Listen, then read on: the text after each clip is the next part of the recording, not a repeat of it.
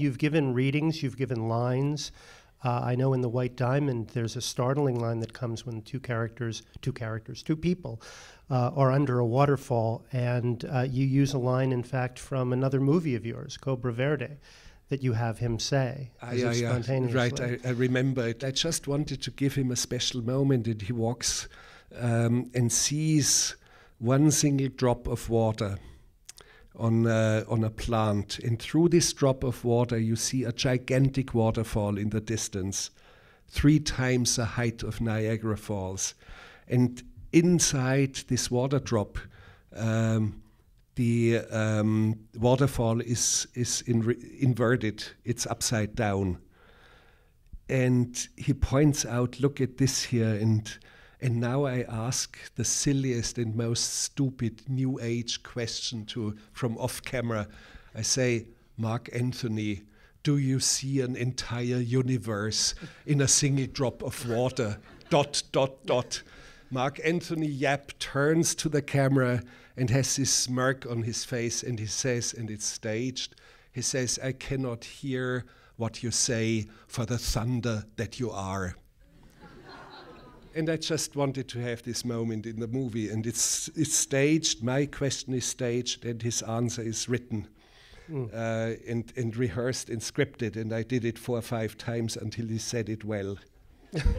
So, well, and it is in a documentary, and that's what I love to do.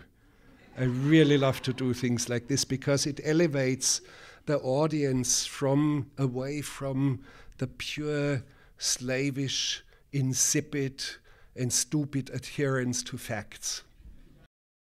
One of your most famous scenes, I think, is in your great documentary, Grizzly Man. It is, of course, the scene where you listen as no one has before, or few have before, to the tape of Timothy Treadwell and his girlfriend being killed by a bear. And then you say this tape should be destroyed.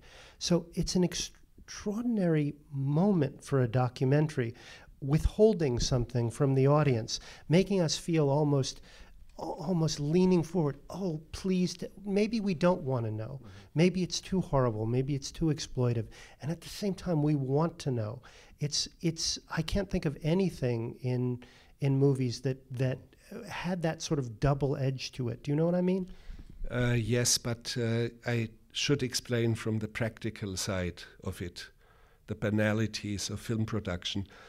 All financiers, the TV station which was going to broadcast it, and the distributor, theatrical distributor, all knew, and it was known in the public, in the general public, that there was an audio tape of Timothy Treadwell and his girlfriend being killed and eaten by a bear alive. And they said, we have to have this in the film, you have to address it. And I said, I will address it if there's so much pressure from the side of the production and of the distributors, but I'm not sure what I'm going to do with it. So I will show flag, I will be filmed from behind, and I will see the face of the closest friend of Timothy Treadwell, who's actually still alive, and she tries to read from my face what I hear, and it's actually her tape. She never listened to it, never dared to listen to it. And I listened to it, and it was instantaneously clear, this is not going to be in the film. Only over my dead body anyone will place this in the film. And I even stop it before the 6 minutes of screaming and agony are over. And I said, you should never listen to it, to this woman. And then I said, and it was a stupid advice, you should rather destroy it. She didn't do it. She actually put it in a bank vault and separated herself physically from the tape.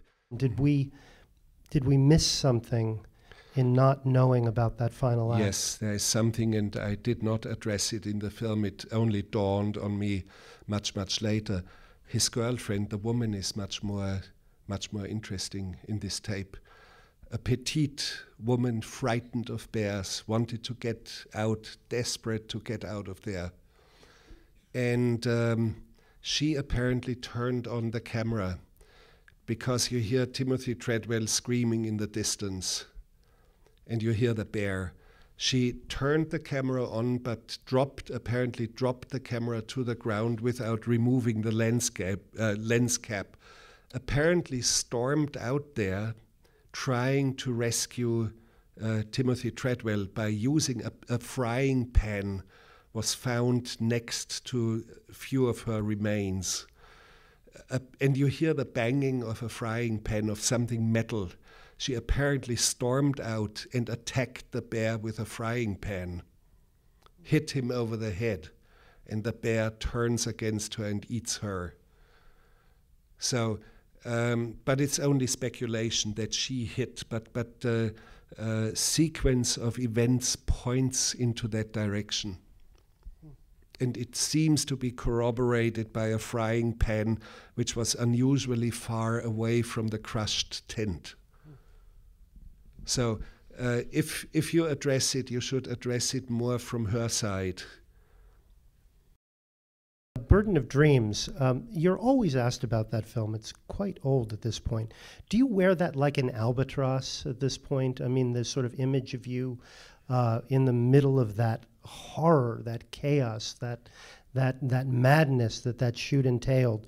Or is that something that you, is that just part of your heritage that you keep coming back to and that you almost enjoy the idea that, yes, I survived, and there's the document? There's no special pride about it. It was part of my life, what I did there, and part of the travails and tribulations that everyone goes through in his or her life. Nothing special. Of course, the film Burden of Dreams has created some painful misunderstandings.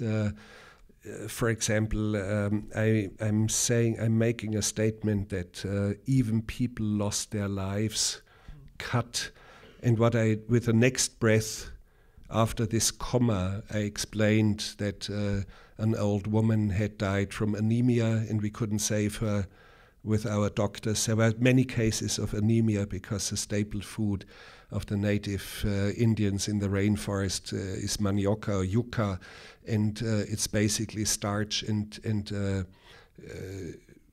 anemia is a very, very common disease, and some people die. And a young man had stolen a canoe from our pile of canoes that were actually locked away and capsized and drowned. And of course, this is a terrible thing that is still indelibly in my memory, and it is a burden on me. But it was not a capricious sort of a command of a director and a reckless way to deal with actors or extras on a scene. In fact, in 60 films, not a single extra and not a single actor ever got hurt. Not one. Which Their feelings were hurt, probably.